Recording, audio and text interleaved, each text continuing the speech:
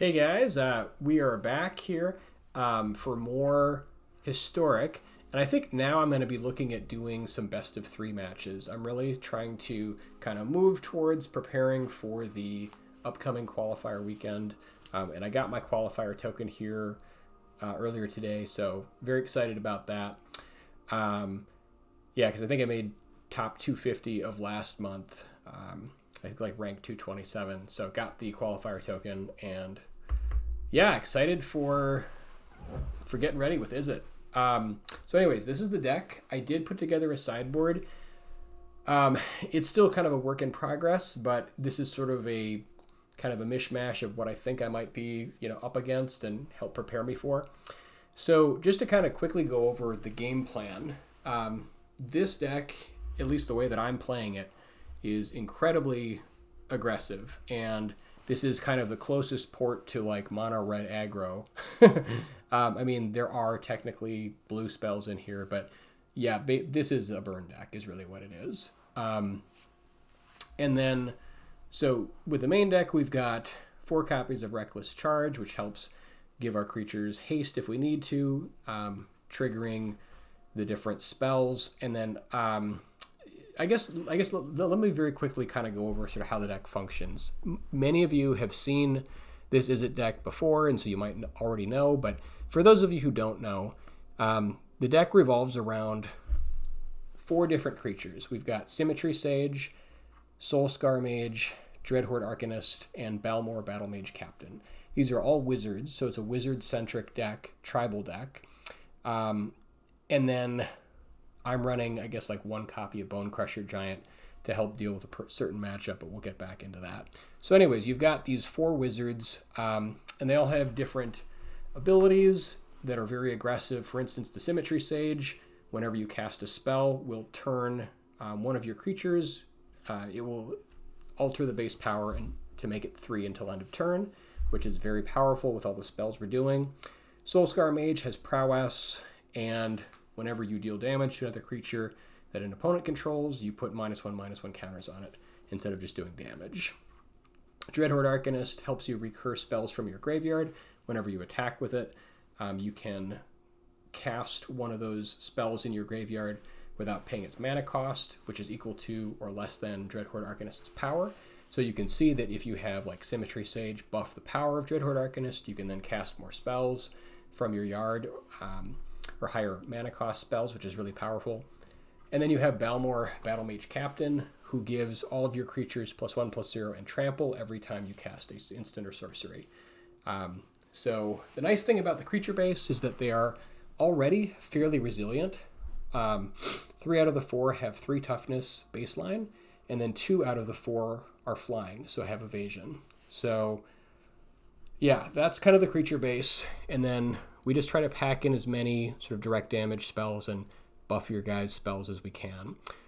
There's 4 copies of Fading Hope, which I think is super important in this type of deck, since we only have 16 creatures main deck. This will help us protect our creatures against incoming removal, and then it also helps with tempo. So you can just, if they play like some sort of big scary threat, bounce it and get the scry. And then you have 4 copies of Monstrous Rage, which is a new addition to this archetype, which I just, I saw another deck, and I'm not even sure if it was red-blue, but it was running Monstrous Rage, and I thought, my God, this would be such a great addition to this deck. So basically, this will pump the power of a creature and then give it the monster roll, which also gives it trample and +1/+1, which is super important for pushing damage against face. It also has a really, really nice interaction with Dreadhorde Arcanist, where you're able to essentially reapply that to another creature and just kind of go big. It's also great because it gives, at instant speed, all of the creatures 4 toughness, which dodges a lot of removal. So very, very useful that way. And then you have Reckless Charge, so you can use this to give a creature haste. So you could like play one of your wizards and then give it haste and push face.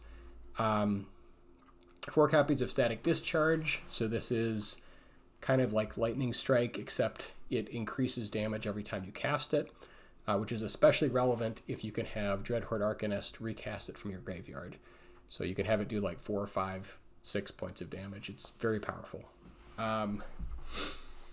Then you have Wizard Lightning, which is functionally Lightning Bolt as long as you have a wizard in play. Costs reduced down to 1 mana to do 3 damage to any target. And then Flame of Anor, which is kind of your card advantage engine. This basically, because if you have a wizard in play, you can choose 2 copies. You almost always will be doing 5 damage to a creature and then drawing 2 cards to refill your hand. This is particularly nasty if you can buff up Dreadhorde Arcanist and recast it in the same turn. So you can like do 5 damage to 2 creatures and draw 4 cards. It's totally busted. Also gets artifacts in case that matters. And then the last card here, I do have a 1-of copy of Bonecrusher Giant. The reason that we have this in the deck is it does give you, a chance to cast this as a 2 damage to any target, but it's expensive and bad. But mainly it's there to prevent decks like Enchantress, which rely on preventing damage. So you can cast this so that damage cannot be prevented for a turn and then kill them. Because they run like a hard lock with 9 lives or Phyrexian Unlife and Solemnity and Sterling Grove for like the full lockout. So this will help prevent that nonsense. It also runs this as a companion Gigantha. So basically you just have the ability to cast a 5/5 from your hand in case you run out of all of your other nonsense. The way we're able to do this is that no card in your starting deck has more than 1 mana, one of the same mana symbols at its mana cost, which is pretty easy to do. So that's always there in your hand, your opening hand. You pay 3 to bring it into your hand, and then you can pay 5 to put it into play. For the mana base, we have a bunch of the red-blue duels, 4 copies of Firely Izzet. So I am running this instead of Shivan Reef, even though it can sometimes cause more pain because you do pay a life every time you tap it, except if you sack it to draw a card, which can be useful mid to late game. And then we have 4 copies of Riverglide Pathway and Lava Glide Pathway, which helps you choose, either whichever duel you need at the time. 4 copies of Spirebluff Canal, which is comes into play untapped unless you have more than 2 other lands in play.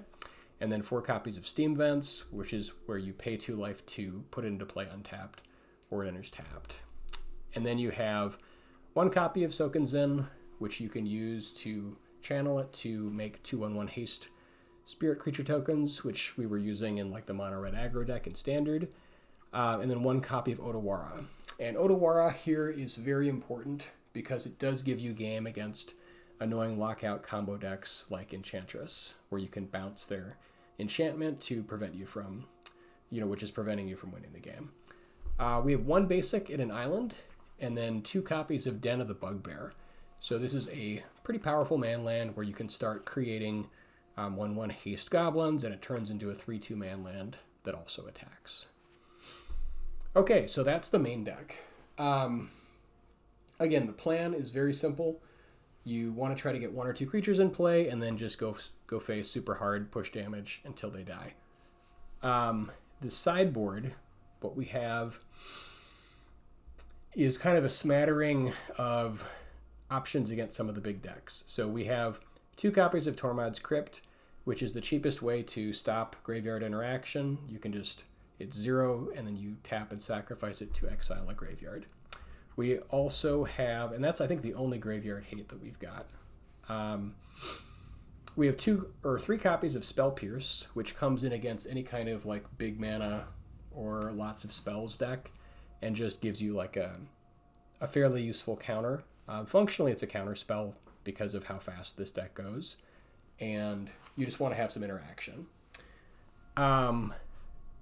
You also have 3 copies of Strangle, which is there for the mirror match, and I guess also any other kind of like low to the ground creature decks. But because basically all of our threats in this deck have 3 toughness, Strangle is extremely good against it. We have 2 copies of Aether Gust, where you can essentially counter a spell or take a permanent and put it on top or bottom of its owner's library. I guess they get to choose if they put it on top, but you're essentially, having them put it on top of their library. You can also counter a spell this way. So this is kind of used against like mono green ramp when they try to go like Storm the Festival, and you functionally time walk them by just countering it for a turn. Or to get rid of like problem creatures that are big and scary. But yeah, mostly I'm assuming it's there for mono green. Then you have 2 copies of Snapcaster Mage, which probably comes in, I guess, like in the really grindy matchups, or like maybe in the mirror where you can start like recasting stuff. It is a little bit slow, so it's not really doing anything until turn 3. But in the grindier matchups, if they have like a lot of like creature removal where you just need extra bodies, maybe this is the way to go. 1 copy of Pithing Needle is kind of there for the decks that go off based on some sort of infinite combo. There's one that has like, I think it's a green-black and uses like Zulaport Cutthroat and some other nonsense where they're doing some sort of loop. So the Pithing Needle just turns off whatever it is that's the activated ability, and that's what it's there for. And then we have 1 copy of Abrade, which is kind of a catch-all. It's good against the mirror. It's good against... there's an equipment deck called Hammer Time, which basically cheats out like +10/+10 equipment and puts it onto creatures and then like throws it at you. And yeah, so that's there for that deck. It's good against like that. It's good against like Thopter Foundry decks. Good against the mirror. Yeah, kind of a catch-all. Yeah, so that's sort of the list. And then let's get into our first best of 3. I'm actually really excited because this is going to be good practice for the upcoming qualifier weekend, which will be traditional best of 3.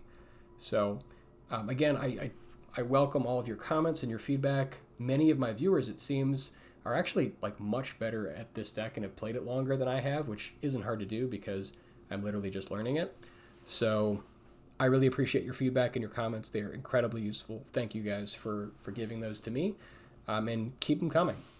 And then if you're new, welcome to the channel. If you're a returning viewer, thank you so much for being here. I really do appreciate you.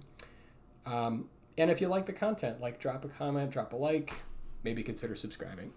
So let's get into the games. Sorry for kind of the long sort of going through everything, but I really did sort of want to talk through some of these different sideboard options because it is going to be coming up. So let's jump into our first best of 3. We are currently sitting at, I think, rank 4 diamond. So sort of slowly moving through the ranks here. Okay, let's change this to best of 3 and historic. So I know the deck is... Hey guys, if you have been enjoying my channel and would like to help support the content, you can do so at patreon.com/hand_of_justice. I just put together a Patreon page, and it really would help quite a bit in giving me the ability to continue to make great videos here for you guys going forward. Here is what the page looks like. I'll include a description or a link in the description, but this is the page you'll see, and then you'll have an option here of which level you'd like to support at if you are able. We have all the way from dedicated, Justicar, Magister, and Titan levels of support. So with this, you will get early access to my content, and then in addition, at the higher levels, you will also be listed as part of a special thanks at the beginning of each of my videos. So it really does mean the world to me, and thank you guys so much again for supporting. Even if you're only able just to watch my videos and not support monetarily, it does mean a great deal to me. So thank you so much for watching. Changed quite a few times since I've been making videos about it, but I'm pretty happy with this build. And I think it has a lot of versatility.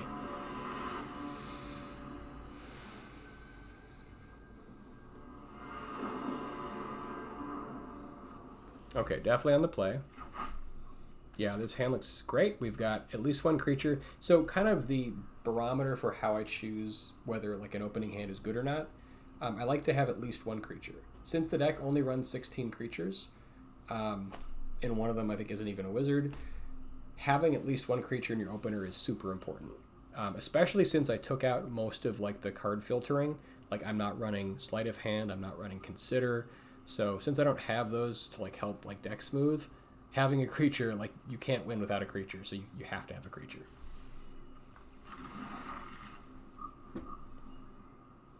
And then like Fading Hope, we're going to be against probably most matchups, especially if we only have one creature in our opener. It is probably worth being super careful about how we run this out. And so like possibly waiting till turn 3 so we have Fading Hope up as like backup to protect it is something I'm definitely going to be very strongly considering doing.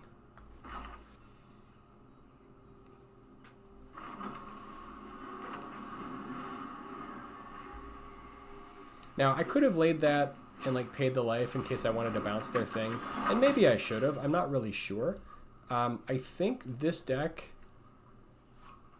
so it's not just mono green, it's green, white, and I'm still learning like all the decks. I think this is Enchantress, because green, white, I believe is Enchantress. So they probably want to set up like a turn 2 9 lives lockout. Unfortunately, there's not a whole lot I can do about that. I guess I could bounce their guy, but we kind of need to get like a creature going. However, the good thing is they don't really have any removal, so I can run this out pretty safely without worrying about them just like exiling it or dealing with it in some way. Unless they're a different deck, in which case I could be wrong. Okay, this is some sort of token nonsense, infinite loop. Okay, yeah, this has got to be like the Zulaport nonsense deck. So we just have to be faster than them, and I think we are. So let's go. So the play now is we're going to get our second wizard in play and then just start smashing face. We'll get our Soul Scar, and then we can Reckless charge it.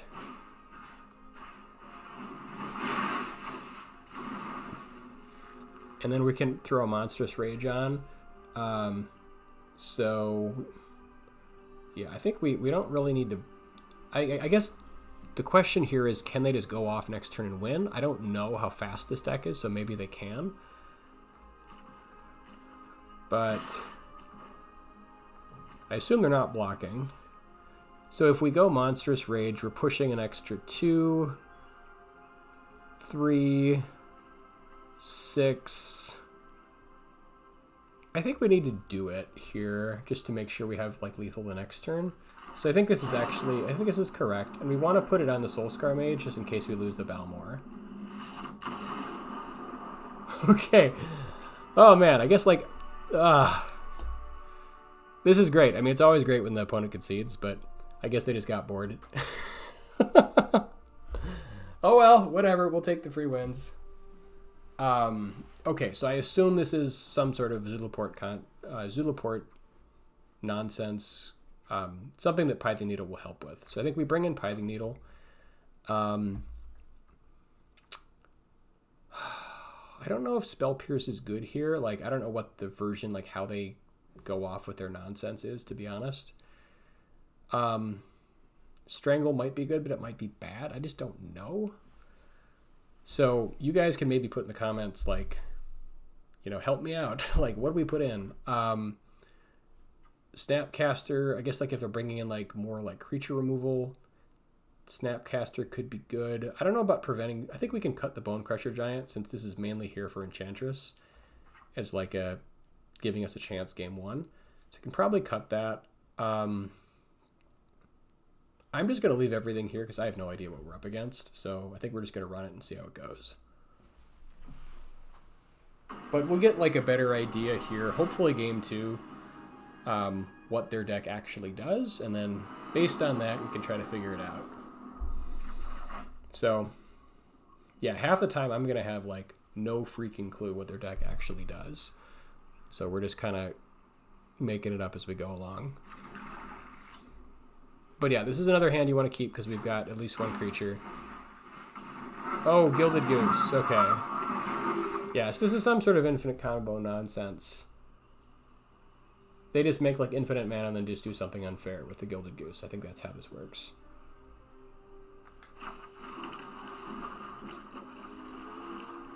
I don't know if we bounce this thing. I don't know. I guess I just let's sit and just see what they do.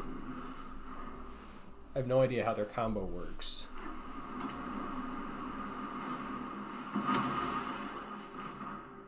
Okay, when blah blah blah, create a 0/1 goat.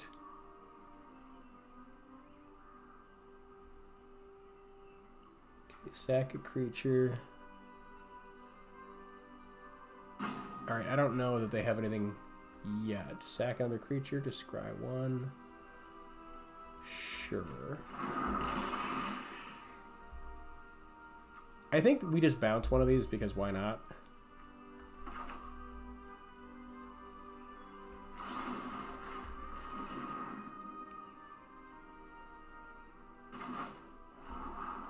Oh yeah, that looks good.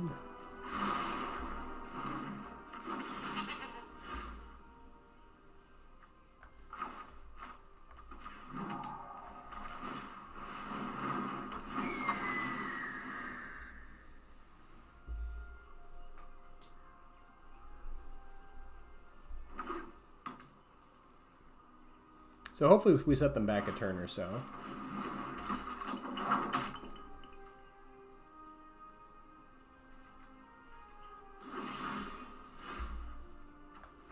And then this deck wants a lot more red mana than blue mana. So once you get your first blue, you pretty much just go straight red mana. Then here again, we're going to play the Soulscar Mage. We're going to Reckless Charge it for the usual nonsense.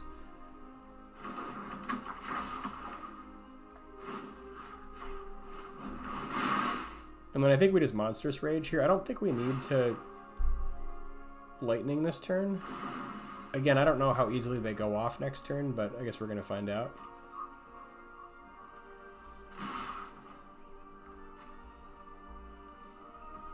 And again, I think we're going to put the Monstrous Rage on the Soulscar Mage to keep Trample flowing. I mean, it has it now, but if they get rid of like the Valmore, we want to make sure we're continuously trampling through. Okay, they have some sort of, yeah, I guess this is part of the nonsense.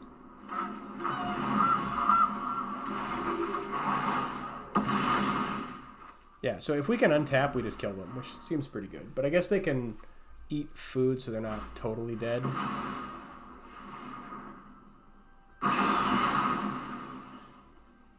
Yeah, they're still dead. Unless they can gain life somehow.